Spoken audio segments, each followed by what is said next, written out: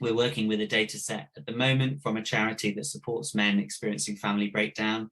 And between 40 and 45% of the men who approach that service are engaged in active suicide ideation when they approach. That is a huge issue.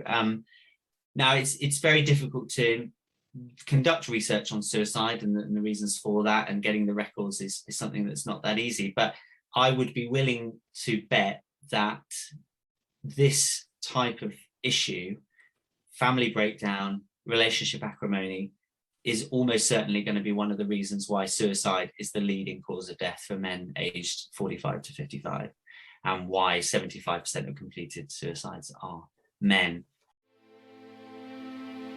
Hi, I'm Naomi Murphy, and this is the Locked Up Living podcast, where we talk with a wide range of people about harsh aspects of institutional life.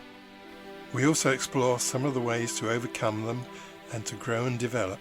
I'm David Jones. So join us every Wednesday morning, 6 o'clock UK time, for a fresh podcast.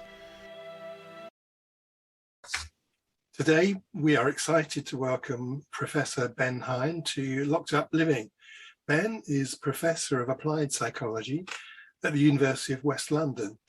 His PhD was focused on the gender stereotyping of prosocial behaviour, but since joining the University of West London in 2014, he specialised in subjects that fall within the remit of forensic psychology. He's particularly focused on rape myths and how these prevent the progression of rape cases to prosecution, as well as hidden victims of domestic violence.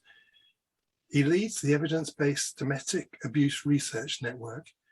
He's currently working with a research grant from the Woodward Charitable Trust, exploring fathers' experience of family separation and breakdown. So today we've invited Ben on to discuss his work on parental alienation, and you can read more about this in the forthcoming book, the short title of which is Domestic Violence Against Men and Boys. Hi Ben, and welcome today. Hi, thank you for having me on. Hi Ben, really glad to have you on. I think hearing your presentation at the recent Male Psychology Conference in Preston in June, and I think it's fair to say that many of us were reduced to tears by the really powerful story that you had to tell. So really pleased that you're able to join us to talk about the concept of parental alienation today. But before we get to that, perhaps you could tell us something about your career pathway. How did you come to be an expert in gendered forensic issues? Yeah, happy to. Although I always feel very uncomfortable with that word expert. I always put it in inverted commas. But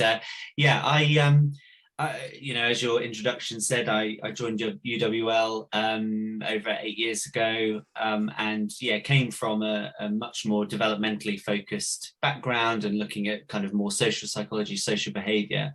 And it was actually through kind of meeting and working with forensic colleagues at UWL that I began to think about the application of gender and gender theory to criminal justice settings. And it's always hard when you look back to think about where these things emerge from, but I guess it was kind of quite organic, and meeting then kind of key partners in this work, going to conference, for example. So, meeting people like Liz Bates and Jenny Mackay and Nicola Graham Cavan, and kind of just thinking about how we can really emphasize this relationship between gender psychology and our theories of gender development and criminal justice settings and how it plays out. And I just want to return the compliment to say that Naomi's keynote was also excellent at the Male Psychology Conference, and learning about those kind of manifestations of stereotypes, for example, within the prison probation service is equally fascinating to me. So that's kind of where I've ended up where I am. Thank you. I didn't pay you for that, Ben, either.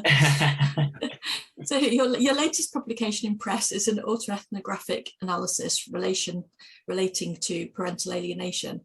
For any listeners who've not come across this term, could you just say a little bit about what parental alienation is?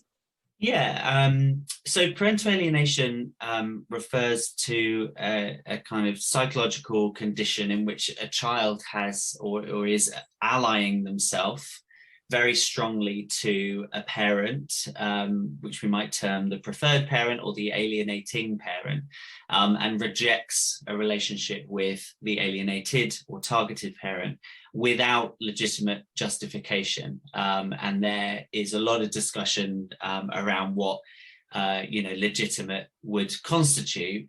And when we talk about legitimate versus illegitimate, I think we're talking about, for example, if a child rejects a relationship with a parent because that parent is abusive, that would be seen as a legitimate justification for not wanting a relationship. Whereas if there is no seeming behavior on the part of the parent that would justify a kind of total rejection, that's when we start to think, okay, have behaviors been employed here to kind of facilitate that rejection? And that's why we delineate it very clearly from parental estrangement, which is where there is the lack of relationship due to those more kind of legitimate reasons, for example, absence or abuse. I think your definition kind of hints at what some of the controversy about the concept might be about, but I wondered if you could say a bit more about that, because it is pretty controversial, isn't it? It is, and that's for myriad reasons. And I mean, I'm always very open and candid about that controversy. I wouldn't want to kind of shy away from that, because I believe that's part of healthy academic debate. I don't really believe there are any areas of scientific inquiry that are without controversy, in some sense, in the same sense that I don't believe anything is definitively proven, as it were. So one of the reasons why this area is so tricky is, well, I mean, it's really hard to kind of pinpoint one thing. I think it's because you're involving and trying to assess the feelings and behaviors of children, which first and foremost, as a developmental psychologist, is never easy. It's never easy to kind of quote unquote truly understand what a child is feeling, what they're thinking, and where behaviors may have come from. So for example, in a court context, there's a lot of focus and emphasis at the moment on listening to the children, believing the children, whereas actually there is a very healthy body of research that suggests that, for example, we can implant false memories in children. So dealing with the testimony of children is one of the tricky elements.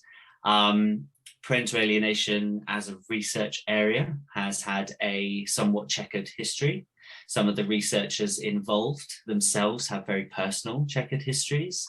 The definition I've just given, that's the definition I use, but it's not necessarily the definition that everybody uses. So there is some debate, robust debate, around what we actually define parental alienation as. There's also some people who use the term parental alienation, which is very outcome focused. So, I spoke there about the alignment itself, whereas there are behaviors that can get to that outcome, which are PABs, or parentally alienating behaviors, which other people are talking about. And then there is estrangement, and then there is the syndrome, which is not something I specifically subscribe to, but there is a body of work that suggests that there's a clinical element. So it's not an easy area, and it's also not easy to talk about because it has profound kind of impact. So it's not easy to kind of look into, as I probably demonstrated whilst delivering my talk. And it's also controversial, my final point, because we don't really understand its relationship to intimate partner violence at the moment. Is it a form of intimate partner violence? Is it simply an avenue for intimate partner violence? Is it something that's separate and deserves a separate label? So we're kind of working that out as well.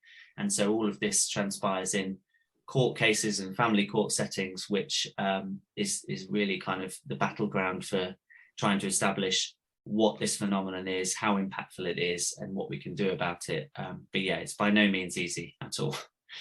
Thank you, though. That was a really good, comprehensive overview of, I think, some of the issues that are around in relation to the concept. Now, you chose to utilise a methodology, autoethnographic analysis, for this, and that's not a methodology that you see all that often within psychology, although I guess in some other fields, maybe like anthropology, it might be something that's more commonly used. Can you tell us something about methodology and why it was so fitting for this area of study? Yeah, absolutely. I mean, that approach kind of grew quite organically when I started this work with and the body of work that I talk about in the chapter and in my talk is conducted with Liz Bates, and it grew from a research project that she originated and I joined slightly later down the process. And you know, when we were doing our analysis of the data, it was very kind of you know, pure qualitative with structure around it, the Braun and Clark 6 stages, blah, blah, blah.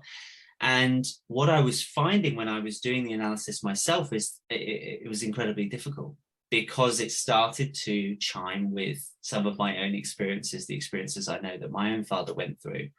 And I was finding myself delayed for months. You know, I had to apologize to Liz several times to say, I'm not meeting this deadline. I can't look at the data again.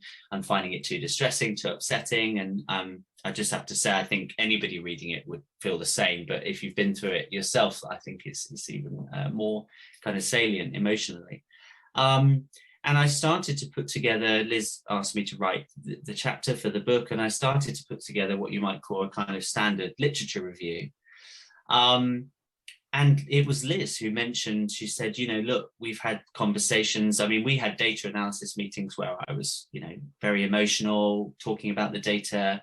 You know, she said, look, this is clearly something that's really close to your heart. And she said, I've been reading about this method, autoethnography, and I think you should take a look. And I kind of ran with it from there. And I was really captured by this idea of, you know, blending more kind of artistic, emotive methods with the kind of traditional scientific method, because I think it's very important and all very well and good to have a robust, objective scientific approach. But sometimes that can come across as quite sterile and removed. And I think when I've certainly had this where I've been writing and you can feel yourself drifting away from the phenomenon, becoming quite removed, feeling quite distant from it. And that comes across in the writing sometimes. And actually one of the beautiful things of autoethnography is that it kind of re-injects that real lived experience within there, within the narrative. So that's what kind of attracted it to me. And also, there is quite a bit of writing on how autoethnography itself can be therapeutic. So I figured maybe I could kill two birds with one stone and generate some healing or something from it. And that is to part extent what happened. Thanks for sharing that, Ben. I think that actually that making use of your personal experience in a way that human beings love stories, don't they, as we know. And I think you're right in terms of people present their research in a way where sometimes the story can feel a little bit lost. Yeah, and actually if we want people to learn and to understand something, it's far easier to do that if they can really engage with the story in a very emotive way. And I think particularly in this area, you know, I was presenting this, and just to be clear, alienating behaviours occur towards both mothers and fathers. It's in my opinion not a gendered issue in that sense. But you know, I was talking at the Male Psychology Conference. I was talking about fathers, and I think sometimes we can, and we talked about this a lot at conference, we can be quite quick and easy to dismiss the emotions and the needs and the trauma of men. And I think for me, this was one of the ways to get people to connect with that a little bit more and to really put themselves in the shoes of people going through this. And hopefully what that does is it kind of, again, forces or prompts that engagement with the subject matter to a greater extent than here is just what we know, and, you know, going from there. Thank you. And are you able to say a little bit about your story, just for context for listeners? Yeah, of course. Yeah, so I mean, I'm giving this presentation and written this book chapter from the perspective of a child in the situation when I was growing up, of a couple that broke down, and, you know, the subsequent, you know, processes that occurred because of that, and the behaviors that were prompted because of that. There was quite a lot of acrimony in the breakdown of my parents' relationship. When I was about 9 months old, my mother began showing symptoms of what turned out to be multiple sclerosis. That put a lot of strain on the relationship, and through the kind of intervention of my maternal grandparents as well, and a lot of pressure from them, the relationship kind of slowly broke down. But to the point of which, my father left for work one day when I was 4 years old and came back, and I had gone, my mother had gone, all the furniture had gone, with a note saying, this is over. We want child support, and we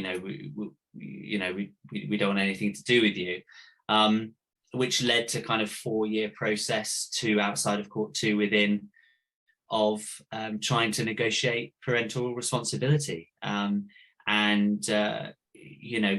As a child growing up in that process and having and being witness to these kind of alienating behaviors, that were perpetrated from my mum's side of the family about my father, was really long lasting and really kind of traumatic. And I've spent a lot of time and energy kind of trying to work through some of those issues. And interestingly, it wasn't just about the 4-year actual court process. There was decades of repercussions after that because of what had occurred. And I can give some more specific examples later, but it was generally this feeling that,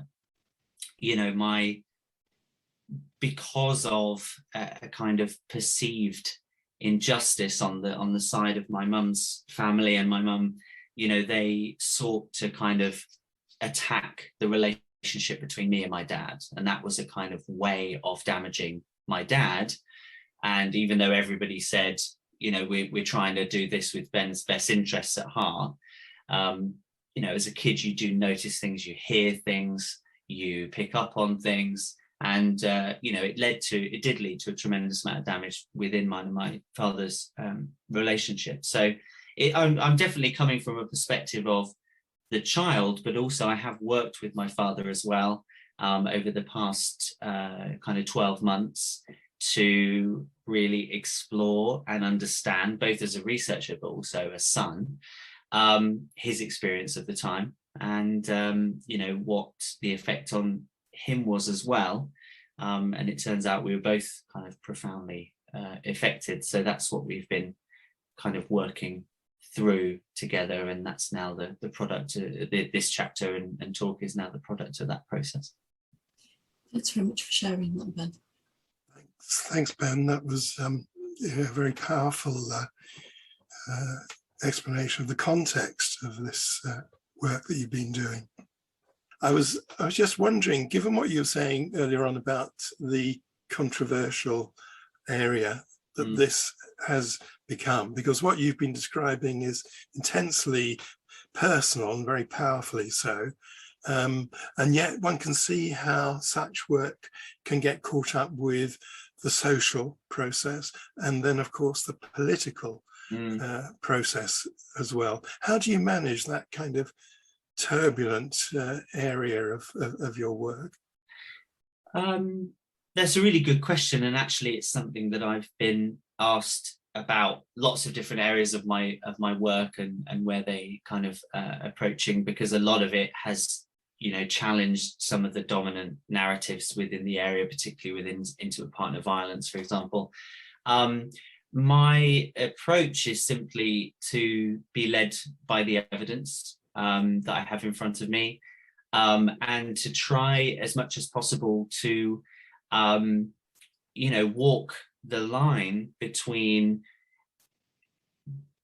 engaging in a kind of really meaningful, engaged level of inquiry. So, listening to maybe unheard and unseen voices, and giving them maybe more attention than they would have previously received, but also being willing to kind of court lots of different perspectives, because there's no point, I don't believe there's any point going into any kind of debate or battle without an open mind, to look at other people's kind of perspectives. One of the key controversies around this area is that parental alienation is used erroneously within family courts.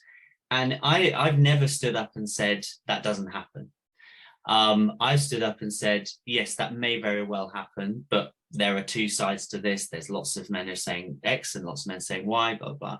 And I don't necessarily feel that some of my, counterparts in this area that I debate take that approach. But that's how I've always tried to kind of manage things, and just being calm and open and talking about these things as rationally as possible, which can sometimes be hard, because when you do have personal experience of the phenomenon and you have people saying that phenomenon doesn't exist, it can be quite challenging, because you know someone's kind of quite openly and readily invalidating your experience to you. My kind of motivation for keeping it with this line of research is my personal, also on behalf of my father, but with the project that I'm working on at the moment, it's on behalf of the thousands and thousands of parents, but predominantly fathers, that I have worked with, that are fundamentally ruined by this kind of phenomenon. And I think, you know, someone has got to give them a voice, and so I'll let that be me for now. Thank you. Well, you've given us some idea already of the scope of the problem. We've talked about thousands and thousands. Can you be a bit more specific about that? How wide? Sorry. Yeah, I would like to be. One of the issues, and it's something that I'm working on currently, is that we don't actually have any reliable UK data around the topic, but there is reliable data from the US, which suggests that kind of anywhere, say, between 17 and 34% of parents have experienced alienating behaviours perpetrated towards them, which equates to millions and millions of American parents.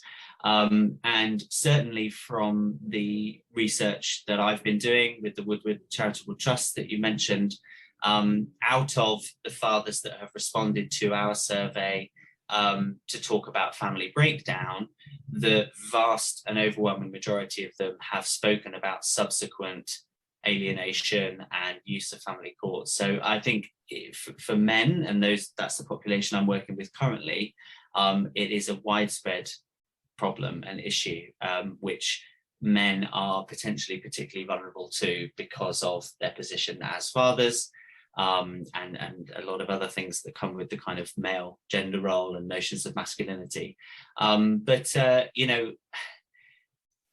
Even without that robust UK evidence, I'd be willing to take a good guess that it's affecting tens of thousands, hundreds of thousands, if not millions of parents following relationship breakdown. And I think one of the main things that we are looking to kind of maybe do over the next few years is to recognise the scale of what we believe to be a kind of endemic public health issue. But as I said, I'm evidence-led, so I'm trying to get the evidence together first, and then we can make that pitch.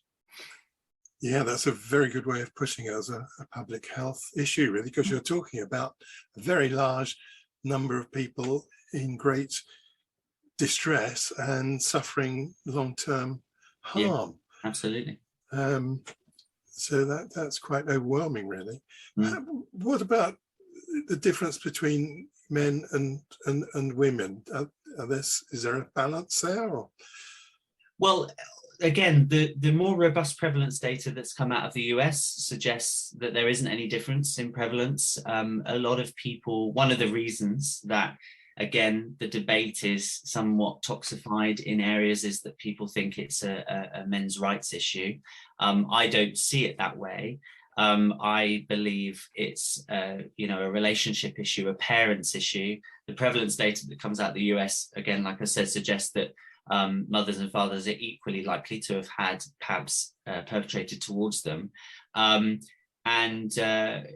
will come back to when we hopefully complete a UK study. I think when when gender does come into the frame is how it's then perceived in terms of seriousness, severity, how it's described, and also how people, how mothers and fathers can seek kind of recourse for it within this justice system. And again, with that, I would just say, yes, there are differences, but the main kind of common factor is that nobody seems to be winning in any way when they go into the family court system. And so, yes, there are pockets of research. So, for example, Crook's 2015 paper that, does suggest, yes, there are slight differences in maybe the way alienation is perpetrated by men and women and how it's perceived. I think the thread, however, through all of the research is that whether you're a mother or a father, the effects are profound on the alienated parent and also the child involved. And I think that would be my focus more than the kind of smaller kind of differences, though important. I think, what we've really got to do is orient ourselves to alienation as an issue and recognize it as an issue and recognize the profound impact it can have.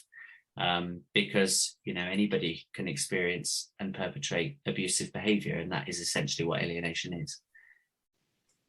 Thank you. And what you're talking about really is bringing back lots of memories for me from work that I've done with couples or with half of a couple, and the extraordinary behavior that sometimes came into play and the distress that caused. Can you give us some sort of description really of the sort of behaviors that would fall within the description of parental alienation?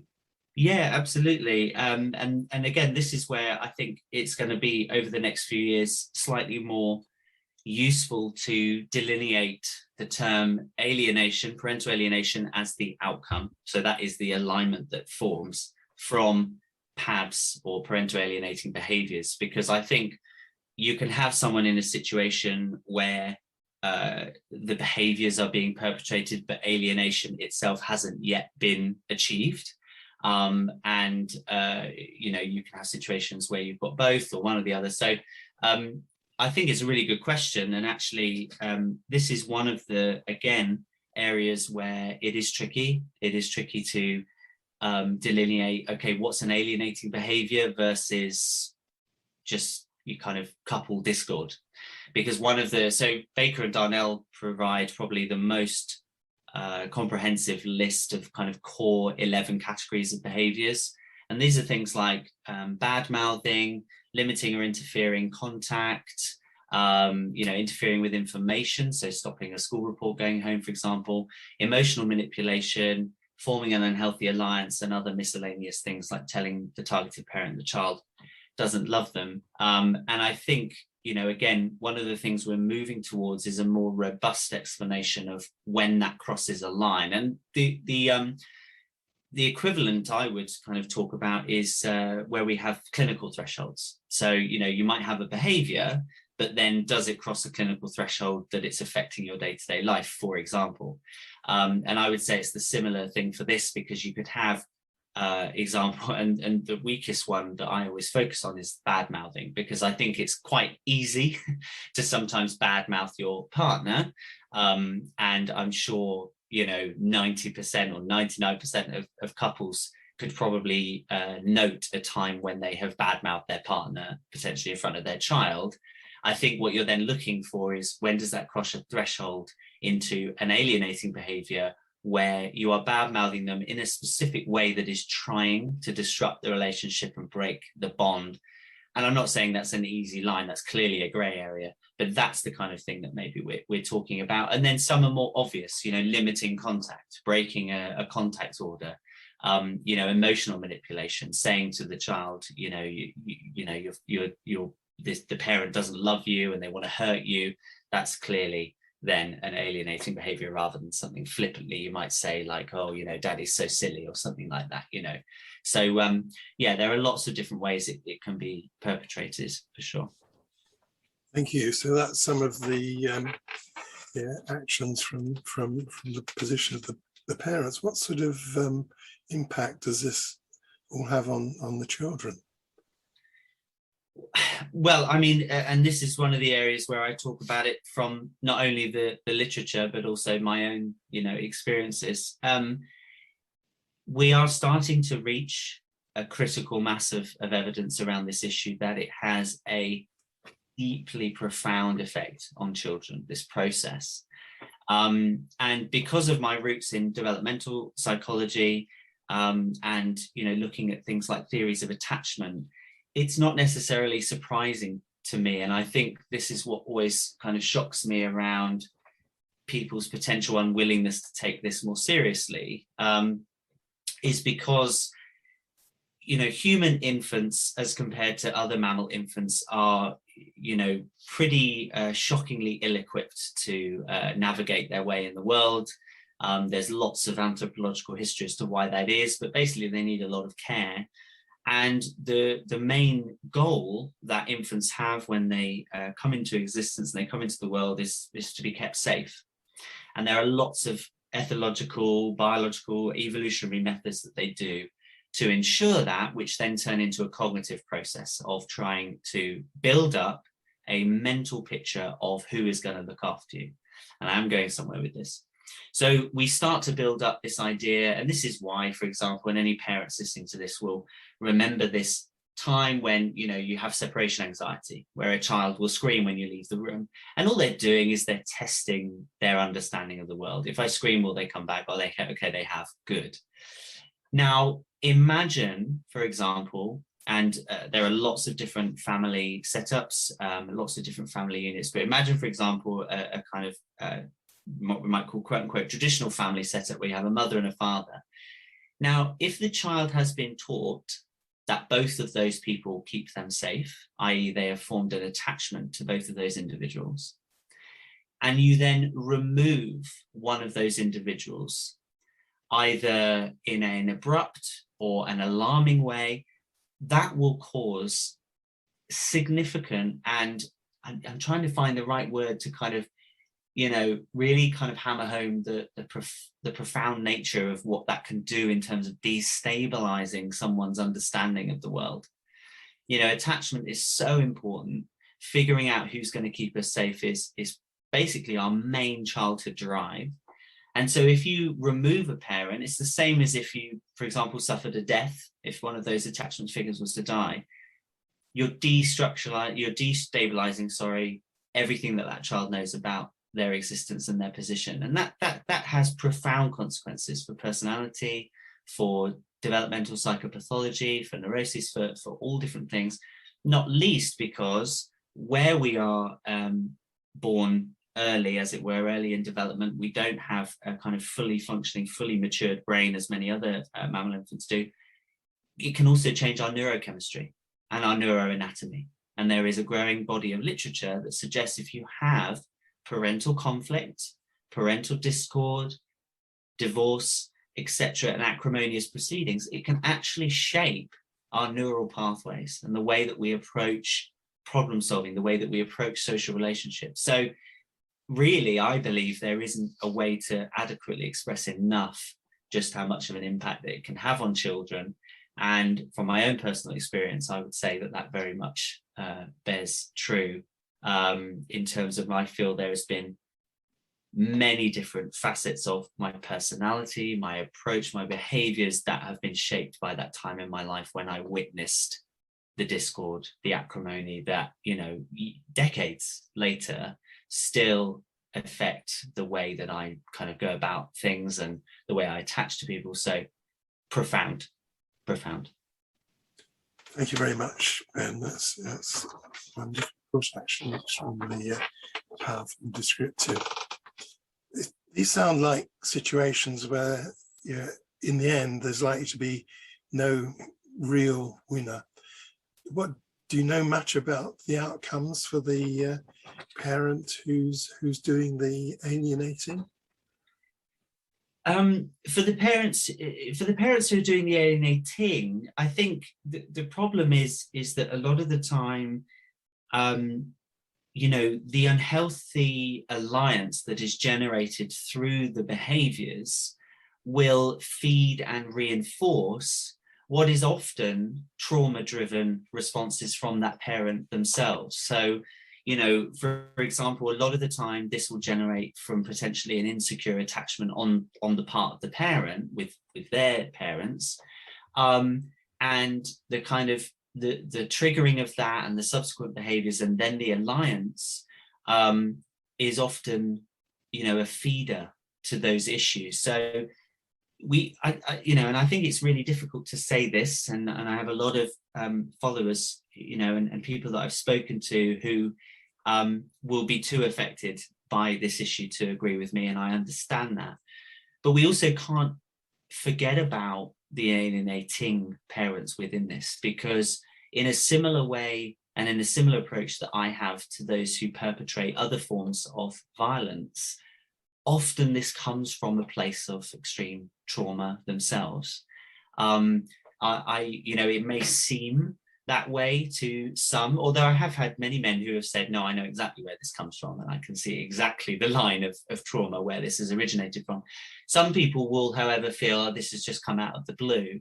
And actually, what often seems out of the blue, if they were, for example, provided therapeutic intervention and they got to sit down with someone and unpick it, I'm sure there would be an easy trail of breadcrumbs to follow. And I've had those types of journeys myself in therapy, where I sit down and I go, I have no idea why this is happening. And I get probed a little bit, and then I go, oh no, I know exactly why this is happening now. So I think it's important not to forget about alienating parents within this debate, because I think they then suffer because they are they kind of construct an echo chamber for themselves where they're not going to get any better. They're not going to stop perpetrating these behaviors, and often leaves them very damaged. And on the other side, for the alienated parent, again, it's profound mental health, largely mental health issues, suicide ideation, and a very unfortunately healthy level of completed suicide. We're working with a data set at the moment from a charity that supports men experiencing family breakdown. And between 40 and 45% of the men who approach that service are engaged in active suicide ideation when they approach. That is a huge issue. Now it's very difficult to conduct research on suicide, and the reasons for that and getting the records is something that's not that easy. But I would be willing to bet that this type of issue, family breakdown, relationship acrimony, is almost certainly going to be one of the reasons why suicide is the leading cause of death for men aged 45 to 55, and why 75% of completed suicides are men.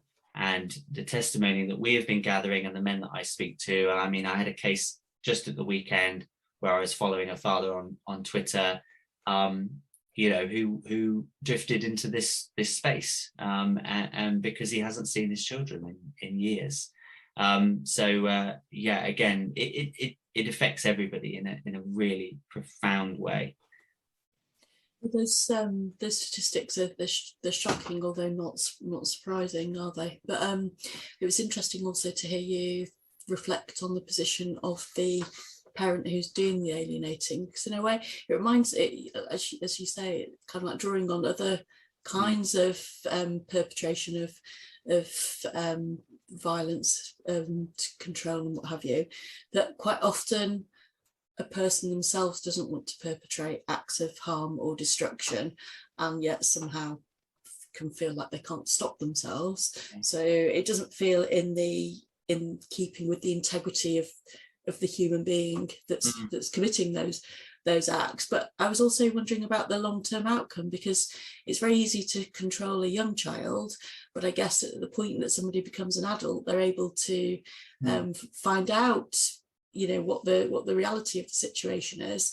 And certainly I of at least one individual who as an adult chose to then align herself with a father who she'd been prevented from developing a relationship with over so many years, and was extremely angry with her mum as a consequence. Yeah, absolutely. And I mean, this is one of the reasons why my defining message to alienated parents is as hard as it is, don't ever give up. It's never too late. My relationship with my father, although to many on the surface of it, it seemed like a success for us because he won his case and I went to live with him. Our relationship was deeply affected for many, many, many years. And it's only now, 20 years after the conclusion of that court case, that we've started to truly work through those issues. And I've realized a lot of things that were maybe incorrect or had been warped by the alienating parties. You know, and I'm sure he's glad that he's just faithfully stuck, and now he's got to the point where we're ready to kind of talk about that. You know, and there are stories where children come back because they want to know more, or they realize themselves, they as they grow older, they start to think, hold on a second, you know, they start to see through the abusive behaviors. But that being said, I would have to say largely that's the rarity. There are plenty of situations where children are lost to the fathers or the parent. I speak mainly with fathers, you know, forever, and they have no idea where their children are, where their children or child is, what they're doing, and their perception of them, you know, is warped forever. And I just think that's heartbreaking. And you know, I talk when I'm talking about this in the context of abuse, and that alienation is an avenue for abuse. I mean, I see that very easily, because I say readily, you know, if someone wanted to harm me and cause me distress, if someone was, you know, planning this and thinking, how can I hurt this person, it would be through my children. So if you have someone who is abusive and is looking for an avenue to perpetrate that abuse, you know, and to lash out, that seems like an obvious route to me to go down. So yeah, I mean, there is reconciliation, and I always say never give up, because you never know, and children do grow their own minds, but it depends on the severity of the situation, and plenty of times that won't sadly be the case. Yeah, it's all awful, really awful all around. And a lot of our listeners are people who practice as therapists. What are the therapeutic requirements for successful treatment, do you think? I mean, I imagine that for the child there could be issues around identity, possibly shame around complicity, as well as more obvious possibilities of trust and abandonment. Do you have any sense of some of the issues that might be helpful if somebody was working with somebody in this situation, of some of the issues that might be important to focus on? Yeah, I mean, absolutely. I would just state, I always like to be very upfront and very clear. So I'm not a trained clinical psychologist. And in terms of my command of the literature, it is less so on the actual therapeutic interventions, for example, that are mandated by family courts. But what I can speak to is the therapeutic intervention that I have had for these issues, and extrapolate that to the best of my knowledge. And the one thing that's interesting, I think, is around, you know, how alienation progresses. And Jennifer Harman in the US, who's a fantastic researcher, and she's kind of single-handedly trying to construct the literature base around this area, the kind of more empirical literature base around this area. And she has spoken around how children feel when they are kind of triangulated within a relationship, and when parents start to utilize children. And I'm having worked in this area, I'm always very careful to never do that with my children. I actually think a lot of people don't realize how confusing that is for a child, even on the lowest level. You know, when you're talking about very low level secret keeping, for example, and things like that, it's extremely stressful for the child, because when they form attachments to multiple figures, they are loyal to them. They are you know, they are aware that that person keeps them safe, so they feel attached and loyal to them. So if you have those two parties warring against each other, it can be incredibly confusing for the child. So that's why I never say, oh, you know, don't tell mummy about this, or it's our little secret. You know, no matter how much trouble it might get you in as a spouse, you have to suck it up, because you don't want to confuse your child. So when the way that then translates to behavior and therefore therapeutic intervention is, a lot of the time you'll see an external locus of control, so an outsourcing of locus of control, where you feel that you're not really in control of what your the decisions you make, because you've got the kind of two parties that you might move around a lot, or there might be, you know, and again, a lot of this is about the communication that comes with that. So I'm not saying we shouldn't have children living in two places, nothing wrong with that. It's around communication, developing a healthy routine around that. But also outsourcing self-esteem, so wanting to please people, and not having a solid sense of self because you're not kind of given that safe space to develop that. And yeah, abandonment is a huge issue, this feeling that, because if you have your attachment systems destabilized, what you're learning is essentially a blueprint for unreliability. And this is what attachment is all around. So, when you are crying and that person comes, you're trying to build up this idea, okay, I can rely on this person. If one of those people seemingly vanishes, or you're actively told that person is out to harm you, even though they seemingly weren't before, it's easy to understand how children can then become incredibly confused. And that then has implications for romantic relationships, social relationships, not being able to trust, not being able to engage. And when these children get even older and become adults, it can then have issues in terms of their own parenting, forming attachments with their children in insecure ways. So yeah, I mean, like I said, I'm not an expert on the therapeutic side, but from my own experiences, self-esteem, locus of control, attachment, identity, and abandonment. I mean, pretty fundamental psychological concepts. So, therapy can never hurt, I don't think. Yeah, thank you. That's very helpful. A field of research that's extremely uncomfortable for everybody concerned, and you've told us in extremely powerful and poignant terms just what this has meant for you as well. How have you coped, and how have you kept yourself nourished over this whole period of the research? For a while, I didn't. I wasn't being a diligent researcher, and I slapped myself on the wrist for that. And I was, for a number of months, I was probably violating my own ethics proposal, which said I will engage in self-care. But I don't think I had realised how profound it would be in terms of reconnecting me with some of those experiences. So I've no shame in admitting that I've been in therapy for the last 6 years on and off. That always provided a very useful and safe space to talk through some of those experiences. And I have been in a dynamic relationship with the work because I have wanted to identify, explore, highlight the experiences of others, but also those experiences have unlocked things within me that I've been aware that I've then needed to tackle. And I have a great motivation for that because I'm extraordinarily lucky to have 2 beautiful children of my own, and they are a very good motivator for keeping myself level and sane. I'm on antidepressants as well, so managing it medically.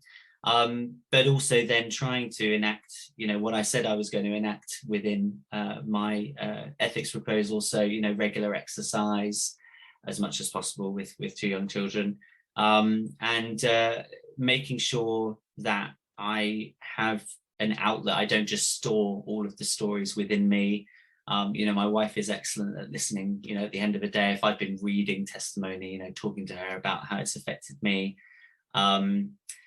Making sure that I have, breaks from social media as well. Twitter is a fantastic tool. I disseminate a lot of my research on Twitter, but I have a lot of men and mothers who follow me and are talking about their experiences, so it can become overly saturating as well. And in a toxic area of debate that this can become, sometimes that can really wear you down if all you're seeing is the different warring sides. So trying to take regular breaks from that as well. But I always think the most interesting questions are often the hardest, and that's a burden that we carry as researchers. And I feel incredibly honored and privileged when I'm reading some of these accounts, as distressing as they are. I treat them with great care, and I try and use them and curate them in a way that will help those stories kind of reach where they need to go. Yeah, it's certainly not easy, especially with my own attachment to the topic, but I think I've hopefully figured out a few ways to relieve the pressure, as it were. I was just going to say, Ben, I think that's a really great answer and beautifully put, and I love that phrase you used of being in a dynamic relationship with the work, and that comes across extremely clearly too. Sorry, Naomi.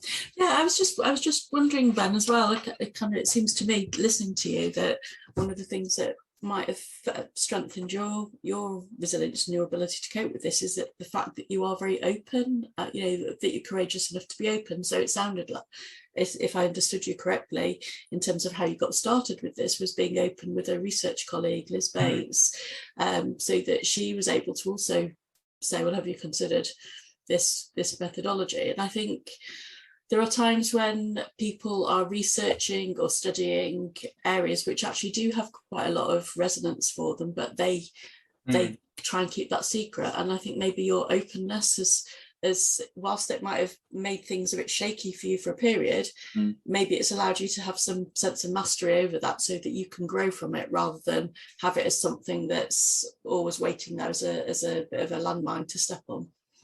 Yeah, and again, it's a really important fine line to tread, because we, in social sciences and other areas, we would never want to lose sight of being evidence-based and having evidence-based foundations for your hypotheses and things like that.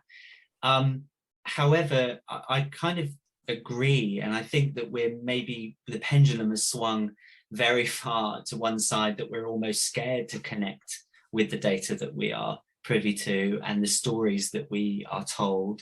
And it's, for me, it's about how that then factors into scientific communication, because for me, there's no point in me listening to these stories and connecting with them if I can't then transfer those stories to engage the public and policymakers and things like that. So, I'm a very open person generally. I'm quite an open book, and I'm exactly the type of person that, if you got with me and gave me a few drinks, you'd have my life story within a couple of minutes anyway. And I think that helps. But yeah, I think in terms of research, I don't think that it's damaging to take these approaches. And I think it can be enriching as long as it's done correctly. And I did a tremendous amount of research around autoethnography and how to do it and what those lines were and what it can mean and all those kind of things. And from the reception that I've had so far, it does seem like it has helped prompt engagement with the topic and gets people thinking about a very serious issue. But I would always be very keen to make sure that I'd never drift into a position of ideological approach rather than evidence-based. It's still evidence-based. I still have studies to support my own accounts, but I think sometimes when you have someone stood in front of you, or survivors stood in front of you saying, yeah, and actually this reflects my experience of it, it can just provide that conduit to real connection. And that's what I would want to try and do as much as possible. And I think that offers hope to people as well, because I think too often difficult experiences are seen, I think there can be a tendency to see people with lived experience as being other than other people who are functioning and performing, valuable roles. And I think if we're able to see that you can have lived experience of something that's actually harmful, but you're able to engage with that, and you're a whole human being performing a useful role, that offers hope to people rather than leaving people feel they can't recover, and if they can't recover, there's something wrong with them. And it feels like that for many people, and I have felt like that before. I have felt, I've had many times in therapy and when I've been speaking with people where I say, do you know what, I'm broken. There's nothing I can do about this. I cannot piece myself back together. But I've luckily been surrounded by people, people like my wife and my children and my family who have said, it is worth it. And I'm not at the end of that journey by any means. And like I said, I'm in this dynamic relationship. I read accounts every day when I'm working through the data that floor me and really hit very hard. But I think I'm motivated by the benefit that it could potentially have. And yeah, there's a little bit of selfishness in there that it does help me as well. And it helps me understand a little bit more about myself. So I think we should not be afraid of those types of relationships with data, as long as we are informed and we have a framework. And of course, as I've described, don't do what I do and make sure you practice self-care from the very beginning. Oh, I feel very privileged to have been able to get you on to have this conversation, Ben. Thanks very much. No, thank you for having me. And it's again things like this that will help spread the awareness of the issue. And we can hopefully kind of just make small steps towards trying to uncover what we can kind of do about it and help children and parents alike. And one of the main things for me is, like I said before, reframing. So we need to bring this away. I believe we need to bring this fundamentally away from a justice issue and bring it towards a public health issue, because actually, if we had more community intervention and if we viewed it in that way, we could probably stop the vast majority of couples getting to court in the first instance. But I think actually we've got to a position where a lot of people say, oh, well, we've broken up, we've got to go to court to decide what's best for the children. Whereas I was on another podcast the other day that said, and there was a family court lawyer that said, there's no necessity for that. If you can sit down with your diaries and work out what's best, then do that. I think it's about having that support in place to deal with acrimony and breakdown itself. But thank you for having me. It's been a real pleasure. Thank you. Great to meet you, Ben. Thanks very much indeed for coming.